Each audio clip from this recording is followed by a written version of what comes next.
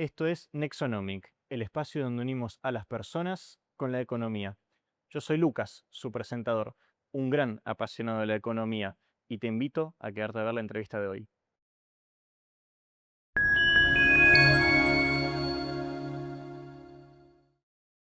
Estamos con Paco Gismondi. Paco, ¿cómo estás? Muy bien, ¿cómo estás vos? Bueno, un placer tenerte de invitado. Y bueno, para arrancar con esto, me gustaría que el público te pueda conocer. Entonces, ¿quién es Francisco Paco Gismondi? Soy un economista que estudió en la UCA, que me vine desde Mar del Plata, donde hice todo mi colegio, que trabajé la mayoría de mi tiempo en tema de bancos, Banco Central y todo lo que tiene que ver con la economía bancaria, también con la economía monetaria. Y tengo una familia, tengo una mujer, 2 hijos y soy hincha independiente, no sé qué más te puedo contar. No, muy bueno, muchas gracias. Y a ver, si te parece, vamos directo con las preguntas. Así que, tras haber sido director del Banco Central, te queríamos preguntar, ¿cuál es el rol principal que debería tener un banco central y qué tanto debería intervenir en una economía? Bueno, el Banco Central puede tener distintos mandatos, distintas formas de trabajar. A mí las dos que más me gustan, los dos principales objetivos que debiera tener un Banco Central, es la estabilidad monetaria, es decir, que no haya inflación, y la estabilidad financiera, es decir, que no haya crisis como las conocemos acá en Argentina y mucho. Después hay un montón de otras cosas que puede hacer el Banco Central, pero no está bueno que esas otras cosas estén a la misma altura de las dos más importantes. Me parece que esas son las dos que deberían definir a un Banco Central. Sí. Es más, se habla mucho, tal vez incluso en campaña de Milei, lo que era la independencia del Banco Central. ¿Esto está bueno? ¿Debería hacerse? Bueno, en la campaña la verdad que se hablaron de muchas cosas, incluso de cerrar el Banco Central, que también había un tema ahí, me parece, medio figurado en el sentido de que el rol de regulador de bancos, por ejemplo, que incluso es la parte de estabilidad financiera, nunca fue cuestionado. Sí era muy cuestionada la parte de estabilidad monetaria, porque la verdad que el Banco Central de Argentina tiene malos antecedentes en cuanto a mantener la estabilidad monetaria. ¿Por qué se habla tanto de independencia de los bancos centrales o por qué ese tema siempre está en agenda cada vez que se habla del Banco Central? Yo creo que porque los bancos centrales que tienen esta cualidad de ser independientes, en promedio tienen una inflación más baja que los que no son independientes. Entonces es más resultadista, si querés, del lado bilardista del fútbol, decir, ¿por qué queremos que sea independiente? Porque en general tienen menos inflación. Perfecto. Y encima en un gobierno que también tiene objetivos inflacionarios. Pero vos fuiste director del Banco Central en el periodo de Mauricio Macri, entendido. Entonces, en este periodo llama mucha atención lo que son las LELIQ. ¿Podés explicar qué son y por qué terminaron siendo un problema? Bueno, a ver, yo tampoco creo que hayan sido tanto problema. O sea, si querés, en ese debate no lo veo tan problemático. Pero las LELIQ en realidad fueron hijas de las LEVAC, que las anteriores. Me parece que tenían un diseño peor inclusive, si lo querés ver del lado de los que lo critican. Y esto surge, y mucho antes, surge en el año 2002, después de la crisis de 2001, donde el país estaba en default, y la forma que tienen los bancos centrales normalmente de regular la liquidez, o sea, de sacar liquidez del mercado o aportar liquidez al mercado, es comprando o vendiendo a los bancos títulos públicos nacionales, del país que fuera. Y en Argentina no había títulos públicos que estuvieran performing, no había títulos públicos que se pudieran usar para eso.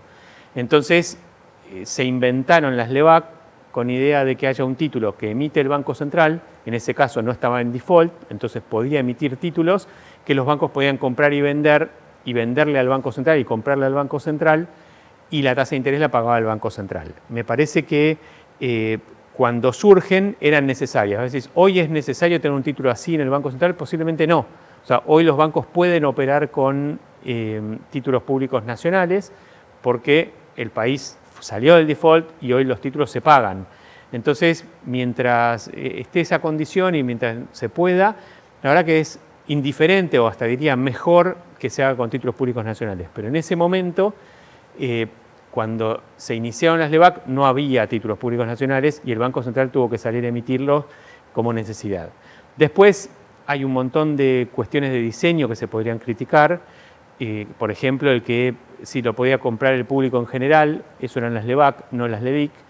Y después también se puede debatir un montón sobre cómo se sacaron las LELIC o que en su momento se pasaron a las LEFI, después de las LEFI también se sacaron. Todo ese proceso tiene un montón de, seguramente, de aciertos y también un montón de cosas que pueden ser criticables. Me interesa este proceso porque tal vez terminaron llamándose LEFI, pero ¿qué hizo este gobierno con las LEFI? Bueno, inicialmente porque había detectado como un problema que había un déficit cuasi fiscal, y así lo exponían públicamente, es decir, el Banco Central emitía esas letras, después pagaba intereses por esas letras, tenía que generar más letras para mantener ese sistema, y en definitiva había como una emisión endógena. Entonces decía, bueno, si está el Estado que le emite títulos y los bancos operan con títulos del Estado y además el Estado tiene superávit, no tiene déficit, con lo cual los intereses están dentro de ese equilibrio fiscal, que también, bueno, depende cómo se contabiliza, tenemos otros debates por ese lado, pero vamos a las cosas más gruesas y simples. Lo cierto es que es mejor que, digamos, y siempre que el Estado tenga equilibrio fiscal, es mejor que esos intereses los pague el Estado y no los pague el Banco Central. Y eso fue parte de lo que fue el cambio de las LEFI de las LELIC a las LEFI. Después también se eliminaron las LEFI, digamos, el proceso sigue. Ahora pasando a materia Milei, te quería preguntar, ¿cuáles son los principales cambios que realizó este gobierno respecto al sistema financiero?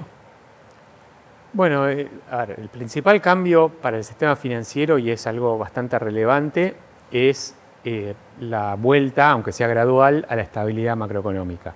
Los bancos, para poder hacer su trabajo, y es que mucho se habló al principio de este gobierno, que los bancos tenían que volver a ser de bancos, lo que está detrás de ese mensaje básicamente son dos cosas, y las dos tienen que ver con esos cambios relevantes. Uno es que para que los bancos hagan de bancos tiene que haber estabilidad. Es muy difícil tomar depósitos y dar créditos en épocas de altísima inflación.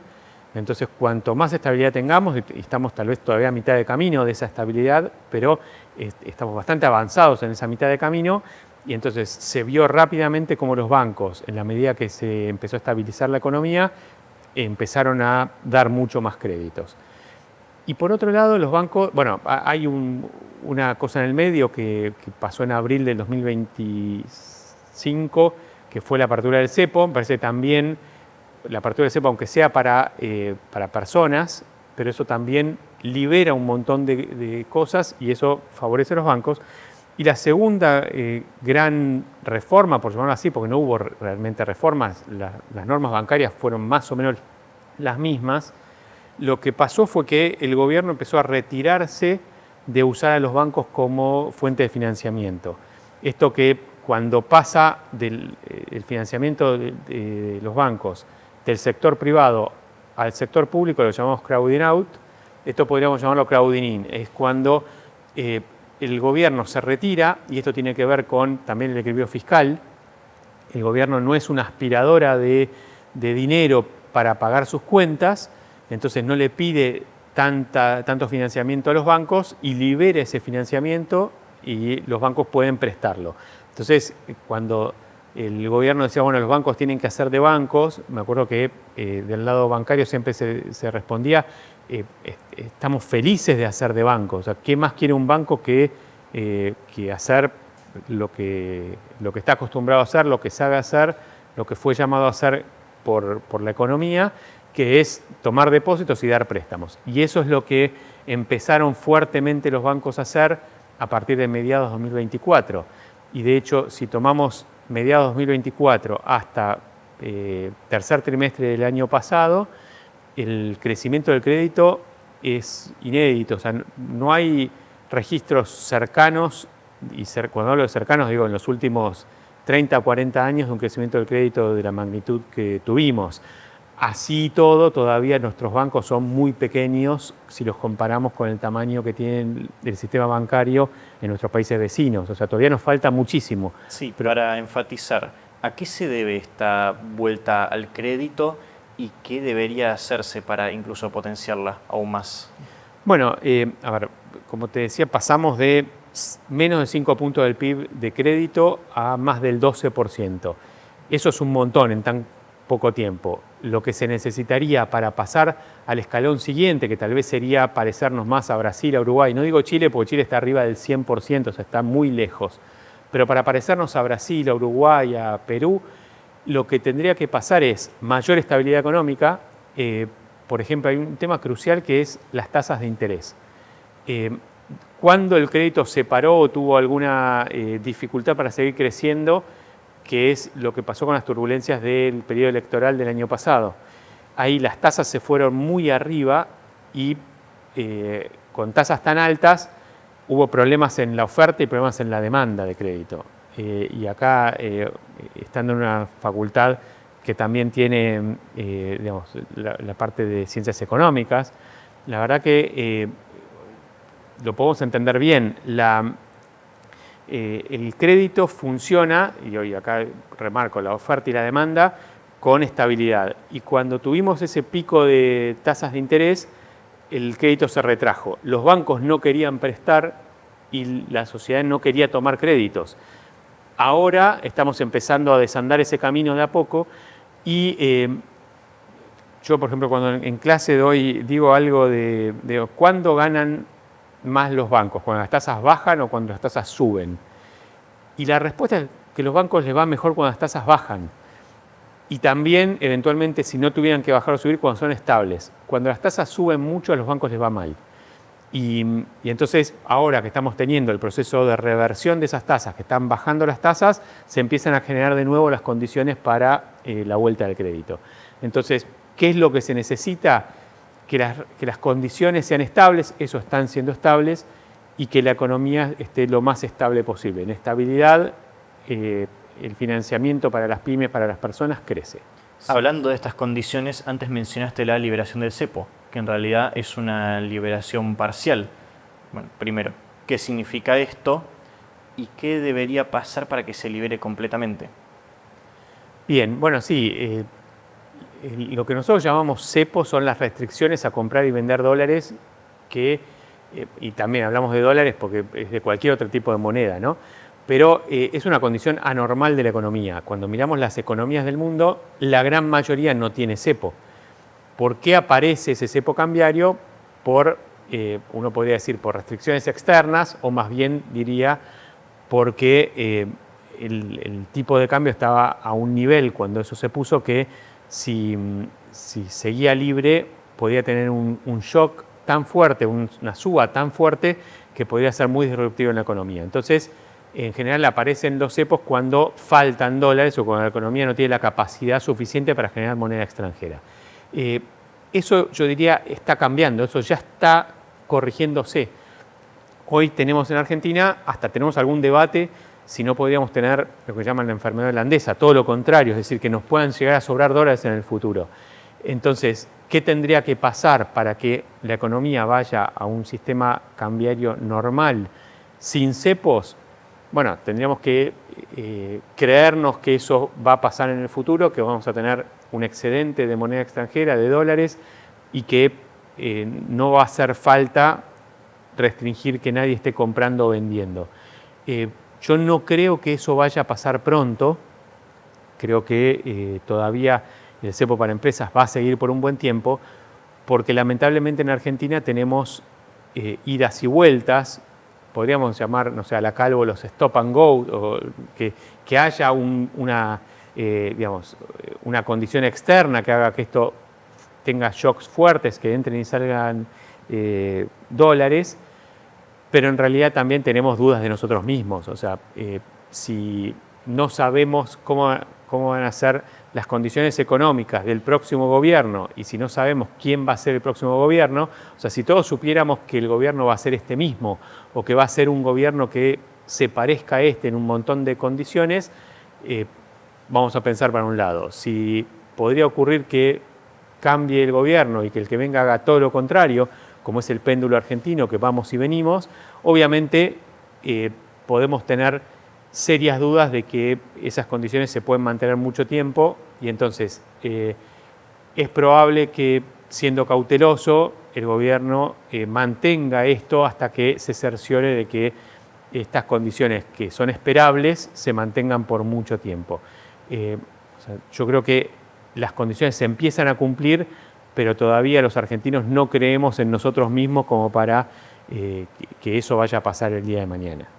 Bueno, y dadas todas estas condiciones que venís comentando, ¿qué se puede esperar del sistema financiero argentino y mundial en los próximos años, en el corto plazo? Bueno, todo el sistema financiero mundial va pasando por una transición de lo más físico a lo más electrónico. Esto incluye a un montón de actores que no son bancos, pero incluso los bancos están migrando de una tradición muy presencial a una tradición muy electrónica.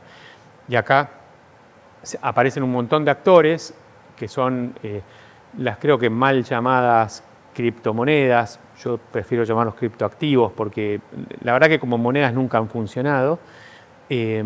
Después sí todo lo que tiene que ver con la SALIC en Argentina, las casas de bolsa como las conocíamos, todo lo que tiene que ver con la fintech.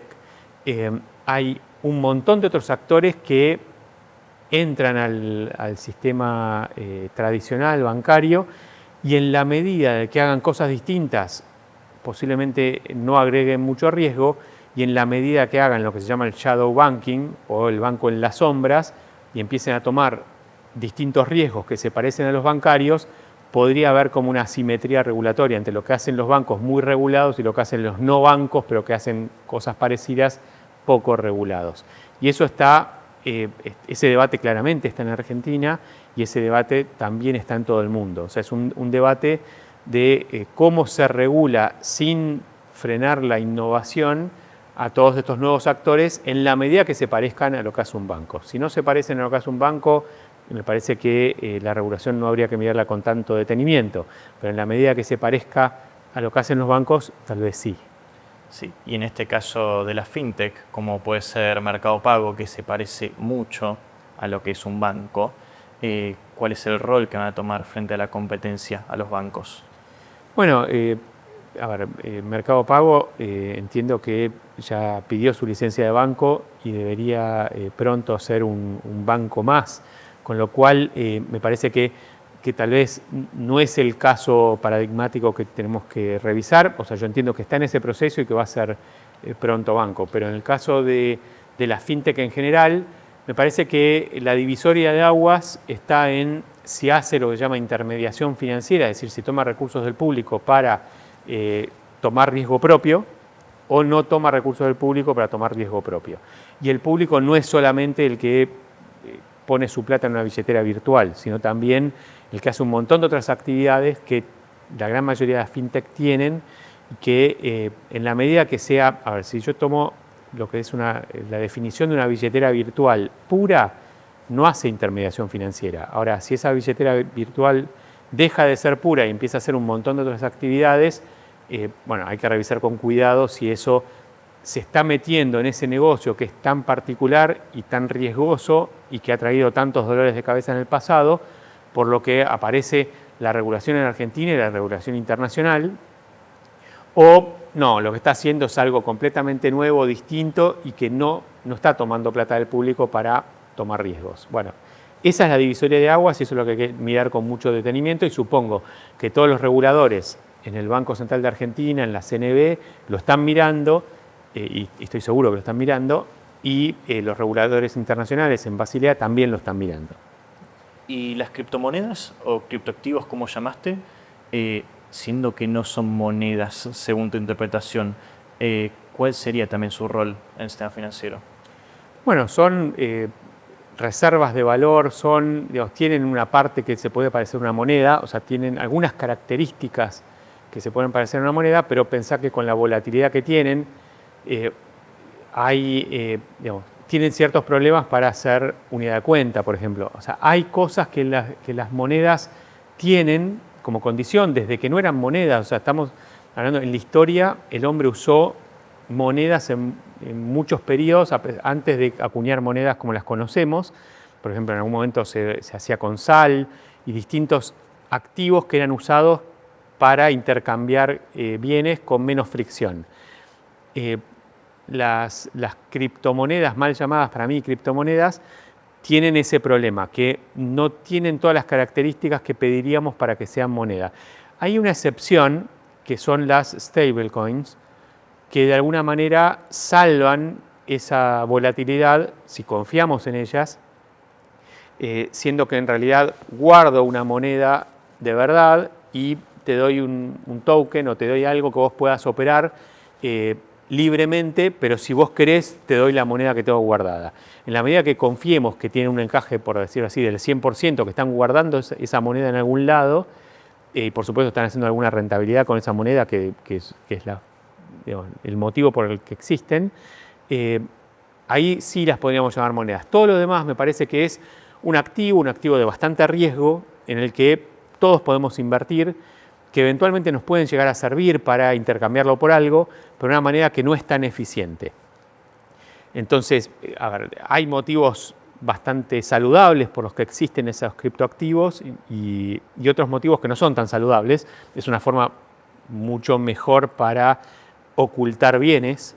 O sea, si pensamos en dinero de la corrupción o dinero de algunos delitos incluso bastante peores, toman ese tipo de activos como una forma, entre comillas, eficiente de ocultar su riqueza, porque son más fáciles de ocultar. Con los problemas que tiene, que si después perdí la clave o hay casos de gente que tenía un montón de plata, se murió y no, digamos, los herederos no tienen cómo acceder a esas monedas o esos activos, pero me parece que, y yo te lo digo como regulador que fui en algún momento, desde el lado de la regulación y por lo menos en el Comité de Basilea, mientras se pensaban como criptomonedas, había una gran batería de cosas para restringirlas, prohibirlas, limitarlas. Cuando se pensó en criptoactivos, sí, se relajó bastante. Mencionaste el Comité de Basilea, justamente. Formaste parte de él y ¿qué es el Comité de Basilea y por qué es tan importante? Bueno, el Comité de Basilea es algo que se creó en los 70 para resolver gran parte de los problemas que venían trayendo los bancos, de crisis continuas, de mucha gente que perdía su plata. Y entonces se armó primero un comité más chiquito, después fue creciendo. Argentina forma parte de ese comité y es como un gran club en el que todos quieren pertenecer, porque si yo cumplo con las reglas de etiqueta de ese club, me dejan entrar, y si me dejan entrar, mis bancos, los bancos de tu país, pueden hacer negocios internacionalmente. En la medida de que te quedes afuera de ese club, no te dejan hacer un montón de actividades, o a los bancos de tu país no dejan hacer un montón de actividades. De tal forma que incluso un montón de países que no son miembros de Basilea quieren cumplir con lo que pide ese comité. Ese comité lo forman un montón de bancos centrales del mundo, no todos. Argentina es uno, y bueno, me tocó ser miembro, no a título personal, sino como representante del Banco Central de Argentina en ese comité, y entonces es donde se discuten, y en ese momento se estaba discutiendo, por ejemplo, todas las regulaciones que se establecieron después de la crisis 2008-2009 en Estados Unidos, para que no vuelva a pasar algo así.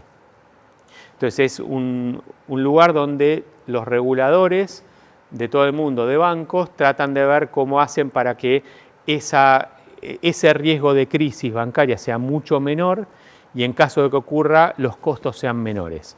Y de alguna manera es como que las crisis siguen existiendo, pero son menos periódicas y menos fuertes.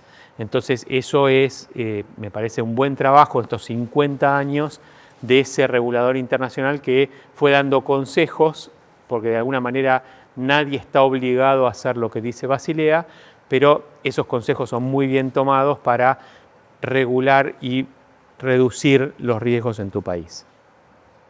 Y todos estos elementos y condiciones que fuimos mencionando, siempre hay tal vez un común denominador, que sería la confianza, que es un componente clave para que esto se dé. Entonces, ¿por qué es tan importante la confianza y cómo hacemos para mejorarla? Bueno, la verdad que la confianza son esas cosas que se ganan muy de a poquito y se pierden de golpe. Entonces, todos los bancos, imagino toda la fintech, hasta los criptoactivos que estamos hablando, todos tienen que cuidar mucho de que su público confíe. El día que no confía, el banco, la fintech, el criptoactivo desaparece. O sea, cierra, quiebra o como lo tengamos que llamar. Entonces, la confianza en este tipo de empresas, porque en definitiva son empresas, es clave. Si del otro lado se pierde esa confianza, ya no tengo más trabajo para hacer. Ahora, ¿cómo me gano esa confianza? Bueno, es muy despacito, muy de a poco. Entonces, digamos, cuando trabajamos lo que se llama el riesgo de reputación o el riesgo de perder esa confianza, es de esos eventos muy raros. Pasa muy poco que un banco pierda la confianza de su público, pero cuando pasa es un desastre.